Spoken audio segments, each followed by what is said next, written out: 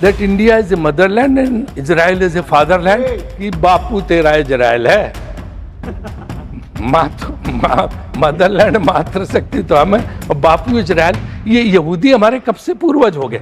हम वसुधैव कुटुंबकम के व्यक्ति थे, हम सबके पूर्वजों पुरखे थे। भारतीय ऋषि, भारतीय संत, महात्मा वो पूर्वज थे।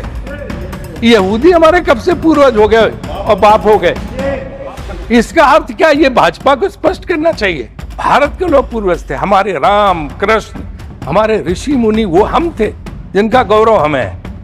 बाकी सब कौन थे पूर्वज हमारे। अन्नपूर्णा देवी की रसोई पे कल ताला लगाना पड़ा क्योंकि गैस ही नहीं बची है। जिस सरकार ने मां अन्नपूर्णा की रसोई पर ताला लगवा दिया, वो कैसे बात करता है। इतना लंबा चौड़ा भाषण शिवराज जी ने अटल बिहारी वाजपेयी स्टाइल में दिया, हाथ हिला के, नृत्य करके, घूम घूम के सब तरफ।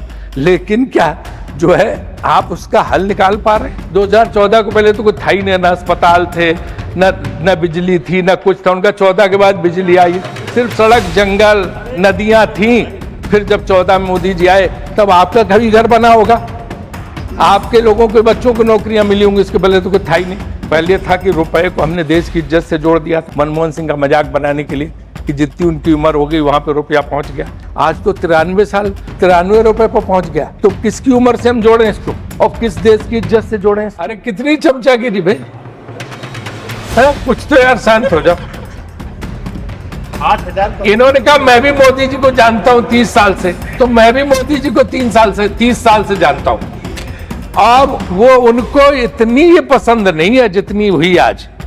और इसीलिए आप आज मेरी समझ में आया कि आज तक मोदी जी ने जो उन्हें भाषण अच्छा लगता है उसकी ट्वीट करके तारीफ करते हैं, लेकिन शिवराज जी की तारीफ आज तक नहीं की उन्होंने।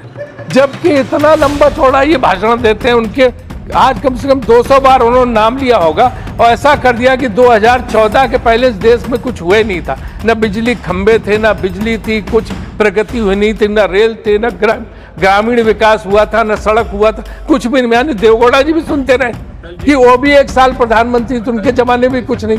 अटल जी भी प्रधानमंत्री थे, उनके जमाने भी कुछ नहीं हुआ। बस सब 2014 के बाद ही हुआ। कमाल है। शिवराज जी ने भी आज क्या भाषण दिया, आप लोग तालियां बजा रहे। अरे कुछ तो समझाओ। ट्रंप ने कहा था मैं 3 दिन में वार खत्म कर दूंगा, आज 18 दिन हो गए, कर पाया? क्योंकि ईरान का जो मिसाइल डेवलपमेंट प्रोग्राम था इतना बड़ा था कि आज तक वो लड़ रहे हैं, उनका मुकाबला कर रहे हैं। अरे मुझे तो याद है कि 10 रुपए भी बढ़ते थे तो आप मंत्री जो बाद में हमारी बहन जी हैं, आपको याद होगा स्मृति ईरानी जी, बहुत लोग सड़क पर सिलेंडर लेके बैठ जाते थे। क्या क्या तमाशा नहीं करते थे। वो आपदा में अवसर नहीं था, वो तो सिर्फ दाम बढ़ते थे। आज तो संकट है। धन्यवाद उप सभापति महोदया। मैं विनियोग विधेयक पर बोलने के लिए खड़ा हुआ हूं। सर देखिए, मैडम देखिए ना, इधर इतना शोर करते, मेरा टाइम अभी नहीं जुड़ना चाहिए। ये टाइम जो है आप कम करें। ये देखिए क्या हो रहा है। ये जी आपका हो गया भाषण, बाहर जाइए। अरे कितनी चमचागिरी भाई है, कुछ तो यार शांत हो जाओ। 8,000 इन्होंने कहा मैं भी मोदी जी को जानता हूं 30 साल से, तो मैं भी मोदी जी को 30 साल से जानता हूं। और वो उनको इतनी ये पसंद नहीं है जितनी हुई आज। और इसीलिए आप आज मेरी समझ में आया कि आज तक मोदी जी ने जो उन्हें भाषण अच्छा लगता है उसकी ट्वीट करके तारीफ करते हैं, लेकिन शिवराज जी की तारीफ आज तक नहीं की उन्होंने। जबकि इतना लंबा चौड़ा ये भाषण देते हैं, उनके आज कम से कम 200 बार उन्होंने नाम लिया होगा और ऐसा कर दिया कि 2014 के पहले इस देश में कुछ हुए नहीं था। न बिजली खंबे थे, न बिजली थी, कुछ प्रगति हुई नहीं थी, न रेल थे, न ग्रामीण विकास हुआ था, न सड़क हुआ था, कुछ भी नहीं। यानी देवगौड़ा जी भी सुनते रहे कि वो भी 1 साल प्रधानमंत्री थे, उनके जमाने भी कुछ नहीं। अटल जी भी प्रधानमंत्री थे, उनके जमाने भी कुछ नहीं हुआ। बस सब 2014 के बाद ही हुआ। कमाल है। शिवराज जी ने भी आज क्या भाषण दिया, आप लोग तालियां बजा रहे। अरे कुछ तो समझाओ। तो माननीय निर्मला जी नहीं है, मुझे लगता है वित्त मंत्रालय के वित्त राज्य मंत्री जरूर होंगे, तो अपना भाषण शुरू करता हूं कि वित्त मंत्रालय का ये विनियोग विधेयक जो कि एक औपचारिकता है, ये जो है जो अतिरिक्त राशि लेना होता है, जो कि करीब 2,18,000 करोड़ के करीब 2,81,000 करोड़ 200 जो है गवर्नमेंट ने सैंक्शन लिए है। हालांकि इसमें सिर्फ जो है उन्होंने 36,000 करोड़ का जो है चार्ज एक्सपेंडिचर दिखाया, लेकिन ये परंपरा होता है। और मेरा ही मानना है कि वित्त मंत्रालय को ध्यान देना चाहिए कि जो पैसा दे रहे हैं उसकी जो है उसका पूरा डिटेल भी, विस्तार भी जो है उस मंत्रालय से जरूर लेना चाहिए। वो कुबेर की तरह होता है वित्त मंत्री, और कुबेर का काम सिर्फ पैसा देना नहीं है, ये भी पता लगाना है कि वो कैसे खर्च होता था। जो काम योजना आयोग पहले करती थी, लेकिन अब वो पूरी तरह से नहीं हो पा रहा क्योंकि योजना आयोग खत्म हो गया और वित्त मंत्रालय को देखना चाहिए। जैसे उनकी उदाहरण के लिए डिफेंस मिनिस्ट्री, रक्षा मंत्रालय, कल उन्होंने भी जिक्र किया था, शक्ति सिंह जी ने भी इसका, रक्षा मंत्रालय पे जो खर्च है, तो अब आप ये कोई जो है उसके मामले में ये देखना पड़ेगा, नई रणनीति बनानी होगी। हमारा मेजर एक्सपेंडिचर आर्मी पे है, लेकिन पिछले युद्ध में आपने देखा कि 1 इंच भी मूवमेंट जो है आर्मी का नहीं हुआ, सारा युद्ध आसमान में लड़ाई कर, सारा युद्ध जो है आज जो चाहे ऑपरेशन सिंदूर हो, सिर्फ आसमान का युद्ध था, मिसाइल्स का युद्ध था, ड्रोन का युद्ध था। और इसी तरह जो है आज इजराइल और अमेरिका का जो ईरान में चल रहा, वो भी मिसाइल्स का युद्ध है, ड्रोन का युद्ध है। तो स्ट्रेटजी बदलनी पड़ेगी, हमें अब फोकस वहां करना पड़ेगा, मिसाइल डेवलपमेंट प्रोग्राम बनाना पड़ेगा। ट्रंप ने कहा था मैं 3 दिन में वार खत्म कर दूंगा, आज 18 दिन हो गए, कर पाए? क्योंकि ईरान का जो मिसाइल डेवलपमेंट प्रोग्राम था इतना बड़ा था कि आज तक वो लड़ रहे हैं, उनका मुकाबला कर रहे हैं।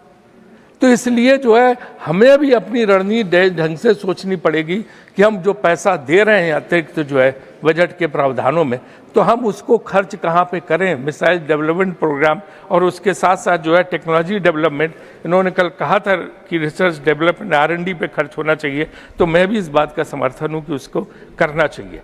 दूसरी ये है कि जैसे चीन ने PL-15 और PL-18 अब डेवलप किए उनकी मिसाइल। अगर PL-18 मिसाइल तो इतनी खतरनाक है कि उसके बाद छोड़ने के बाद मैनुअल कंट्रोल ही नहीं उस पर रहता, कहाँ चली जाए। तो आपको इस मुकाबले के लिए तैयार रहने के लिए क्या स्ट्रेटजी है, कैसे डिफेंस मंत्रालय, रक्षा मंत्रालय उस पर कर रहा है, ये बहुत जरूरी है कि वित्त मंत्री जी उसको इंश्योर करें।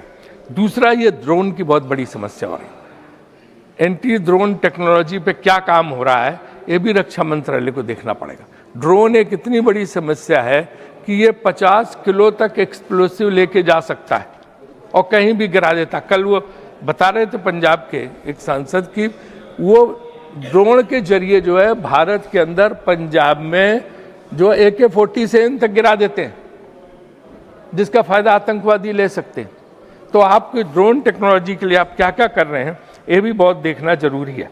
और आपको पता है जब पिछली बार ऑपरेशन सिंदूर चल रहा था तो उसके पास पठानकोट तक उनके ड्रोन आ गए थे, हमें IPL का मैच स्थगित करना पड़ा था, खत्म करना पड़ा था, क्योंकि वहाँ से 50 किलोमीटर की दूरी पर से धर्मशाला स्टेडियम था। तो ड्रोन की समस्या के लिए भी क्या क्या आप कर रहे हैं, ये आपको ध्यान देना होगा, जो बजट में प्रावधान है उसके लिए। एक चीज़ ऐसी है जिसके लिए मैं निर्मला जी को नहीं जिम्मेदार मानता हूँ, उसके लिए विदेश मंत्रालय जिम्मेदार है, लेकिन उनको पैसा देना पड़ता है उसके लिए भी। बीजेपी, और मुझे लगता है कभी कभी बीजेपी वाले भी अच्छी बात करने थे, अपने भाषणों में कहते थे। पहले काफ़ी दिनों तक वो बोलते रहे कि कुछ है ही नहीं, कुछ संकट है ही नहीं, विपक्ष बेवजह तमाशा खड़ा कर रहा, किसी किस्म का संकट नहीं। कल और परसों के जो हमने भाषण सुने, अरुण सिंह जी का भाषण और कुछ लोगों के भाषण, नड्डा जी का भी, जिन्होंने माना कि संकट है, अब उन्होंने उसकी जो है नैरेटिव बदल दिया। अब वो कहते हैं संकट है, लेकिन विपक्ष आपदा में भी अवसर ढूंढ रहा है। विपक्ष जो है संकट में साथ नहीं दे रहा है।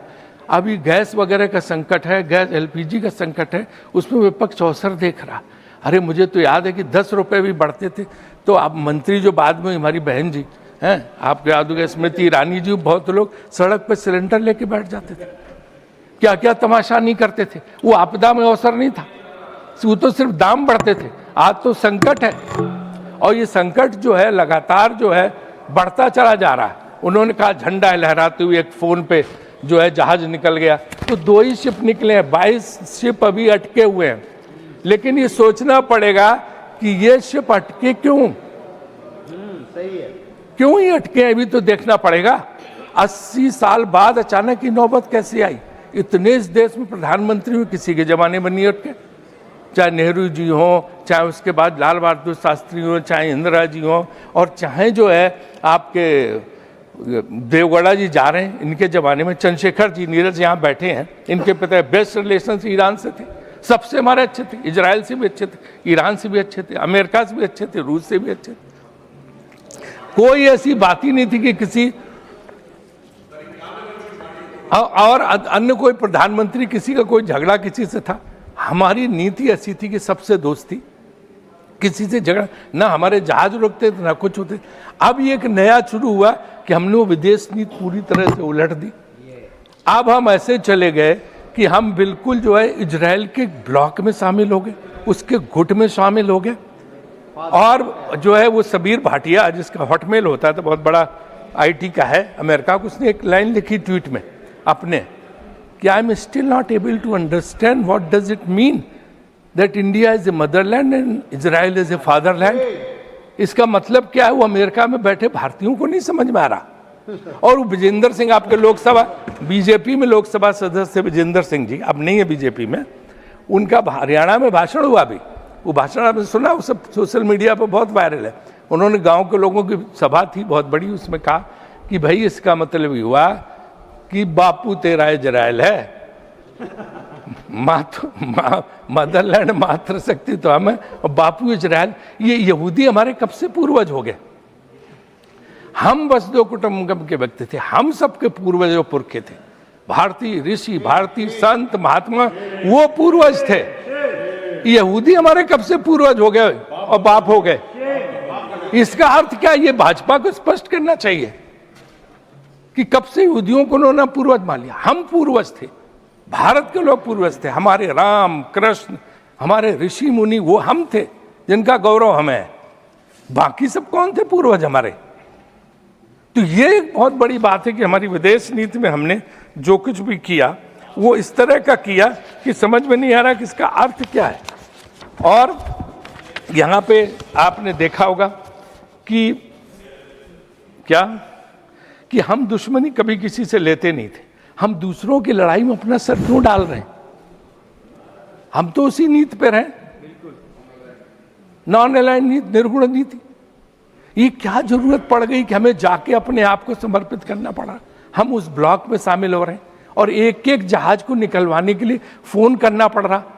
ऐसी स्थिति तो भारत सरकार की कभी नहीं हुई थी। तो क्यों ये कर रहे हैं? ये हमारा आपसे अनुरोध है कि इसको जो है हम जो इस चीज पे जो है गवर्नमेंट को अपनी बदलना चाहिए। आज यहाँ पे बैठे सुधांशु जी सारे लोग हैं, आपको पता क्या असर हो रहा है? आप कहते हैं सब ठीक, एवरीथिंग इज हंकी डोरी। व्हाट इज हंकी डोरी?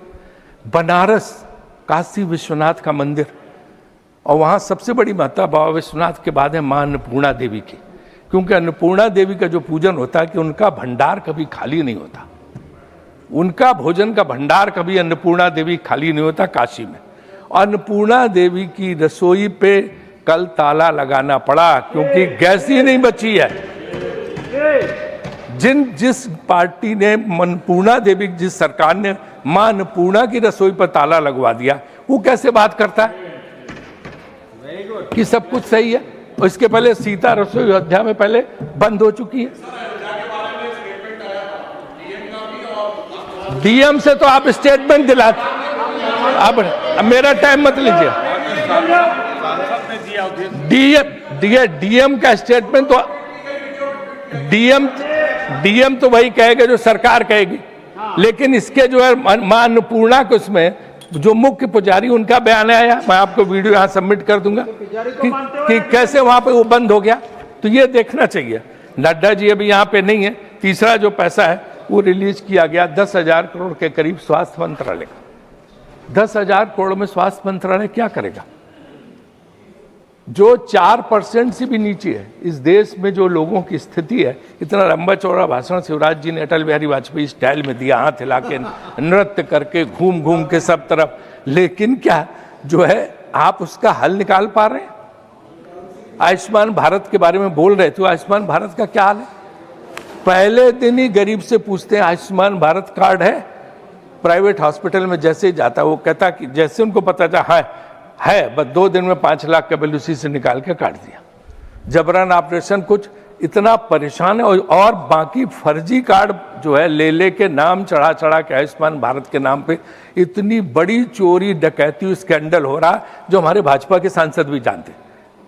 क्योंकि नीचे जो है देखो, वो तो मैं मानती हूँ आपको कि अभी शिवराज जी ने बोले कि 2014 को पहले तो कुछ था ही नहीं, ना अस्पताल थे, न बिजली थी, न कुछ था। उनका 14 के बाद बिजली आई। माननीय मोदी जी ने, उसके पहले तो कुछ था ही नहीं देश में। देखो सिर्फ सड़क, जंगल, नदियां थीं। फिर जब 14 में मोदी जी आए तब आपका कभी घर बना होगा, आपके लोगों के बच्चों को नौकरियां मिली होंगी, इसके पहले तो कुछ था ही नहीं। तो इसलिए उस पर मत जाओ कि पहले क्या होता था। सब प्रधानमंत्रियों ने काम किया, ऐसी भावना रखो। और मोदी जी ने स्वयं अपने भाषण में कहा था कि मैं हर प्रधानमंत्री के योगदान की सराहना करता हूं। तो इसलिए उसी पर कायम रहो। ये ज्यादा जो है इस चक्कर में खुश करने के चक्कर में वो खुश नहीं होते हैं, मैं भी उनको जानता हूं। तो इसलिए जो है आप लोग उसमें बीच में टोका टाकी मत करें। हम तो आयुष्मान भारत का इनको देखना पड़ेगा। हम मानते हैं कि योजना अच्छी है, सब जगह पैसा जाना चाहिए, लेकिन उसका भयानक दुरुपयोग हो रहा है, वो एक स्कैंडल में तब्दील हो चुका है। और लोग पूछते रहे, और ये जितने प्राइवेट हॉस्पिटल्स हैं उनका जबरदस्त जो है शोषण कर रहे हैं लोगों का। तीसरी, पब्लिक हेल्थ पे क्या खर्च है। आप देखिए पोल्यूशन रिलेटेड बीमारियां, आज प्रदूषण का इतना बड़ा संकट है, दिल्ली को छोड़ दिए हर जगह, और उसके नाम पे कुछ भी नहीं है। जो इन्होंने सैंक्शन किया था पैसा, मैं बताता हूँ, इसमें दिया 1300 करोड़, उसको घटा के उन्होंने 858 करोड़ कर दिया। और सिर्फ जो है 6 करोड़ 20 लाख 16 करोड़ 20 लाख जब यूटिलाइजेशन की बात आई तो सिर्फ 14% जो है यूटिलाइज हुआ है। और राजधानी दिल्ली में जो उन्होंने NCAP का फंड दिया था उसका भी बहुत कम जो है खर्च हुआ, जहां सबसे बड़ा संकट है। तो आप ना प्रदूषण रिलेटेड बीमारियों पे कोई खर्च कर रहे, ना आयुष्मान भारत स्कीम सही चल रही है, उसमें धांधली, घोटाले और माफियागिरी चल रही है। और इसके बावजूद दूसरी तरफ जो नए आंकड़े, कारपोरेट का प्रॉफिट 22.3% बढ़ गया है, 22.3% हो गया है, लेकिन रोजगार सिर्फ 1.5% बढ़े। ये भी बड़ी चिंता की बात। कारपोरेट का प्रॉफिट बढ़े, बड़ी बड़ी कंपनियों का, हम खुश हैं, हमें कोई नहीं है, जितना विकसित हो अच्छा हो, लेकिन नौकरियां भी तो उसी अनुपात में मिले।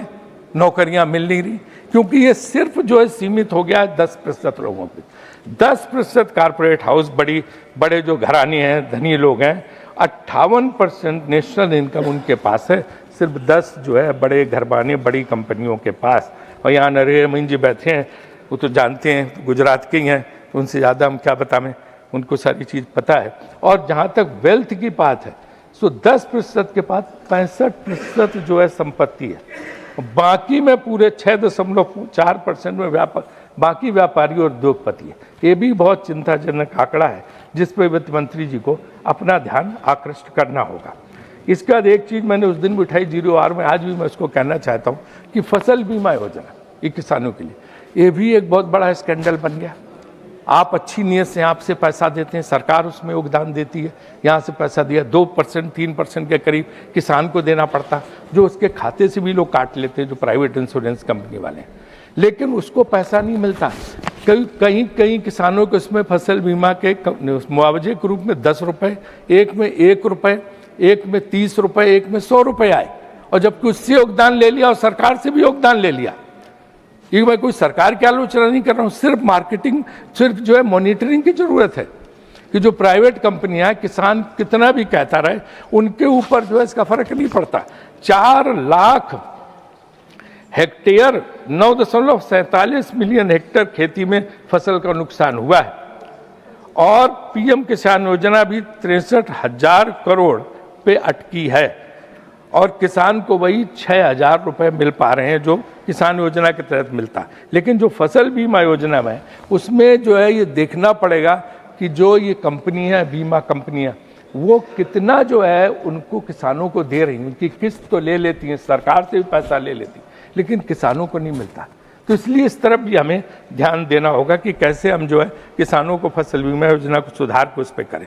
तीसरा है कि रुपया बहुत गिर रहा। पहले था कि रुपए को हमने देश की इज्जत से जोड़ दिया था, वो हमने नहीं जोड़ा था। आप ही लोगों ने कहा था मनमोहन सिंह का मजाक बनाने के लिए कि जितनी उनकी उम्र हो गई वहाँ पे रुपया पहुँच गया। जब 40 रुपए का $1 था तब भी उनका मजाक बनाया गया कि देश का अपमान हो रहा। आज तो 93 रुपए पर पहुँच गया। तो किसकी उम्र से हम जोड़ें इसको, और किस देश की इज्जत से जोड़ें इसको कि 93 रुपए पर पहुँच गया। तो ये जो है हमेशा आलोचना करने के पहले सोचना चाहिए कि हम भी इसको कभी जो है देख सकते हैं, कभी हमारे ऊपर भी आफत आ सकती है। अभी शिवराज जी कह रहे थे कि आपने मनरेगा पे इतना खर्च किया, हम इतना खर्च कर रहे हैं। वो नहीं देखते कि तब मनरेगा 6 साल के लिए मान लो उसमें उतना पैसा, और दूसरे क्या होगा, भविष्य में अगली सरकार इससे ज़्यादा करेगी। ये तो नियम है, नेहरू जी के ज़माने में इतना पैसा था, इतना खर्च हुआ। इसका जितने प्रधानमंत्री धीरे धीरे बढ़ता गया। अटल जी के 6 साल को कंपेयर करोगे खर्च करने में ग्रामीण विकास पे तो बहुत कम आएगा। तो इसका मतलब थोड़ा अटल जी ने कोई गलत काम किया। ये विभागीय जो है सबसे बड़ा किया था नरसिम्हा राव जी ने, 5 सेक्रेटरी होते थे इस विभाग में। बस खत्म कर रहा हूँ मैडम। तो इसलिए इस बात पे हमें देखना पड़ेगा कि कैसे हो। एक अच्छा सुझाव उसमें है कि पोस्ट ऑफिस के लिए भी पैसा उन्होंने स्वीकृत किया है। पोस्ट ऑफिस, डाकखाने हमारी पुरानी धरोहर और संपत्ति होते थे, उनका कोई इस्तेमाल नहीं हो रहा। इसलिए मैं सरकार से निवेदन, कोई योजना निकालें जिससे डाकखाने जो खड़े हैं वाइट एलिफेंट, इनमें कुछ और किसी काम पे इनको लगाएं ताकि लोगों का फायदा हो सके। बहुत बहुत धन्यवाद, बहुत बहुत आभारी।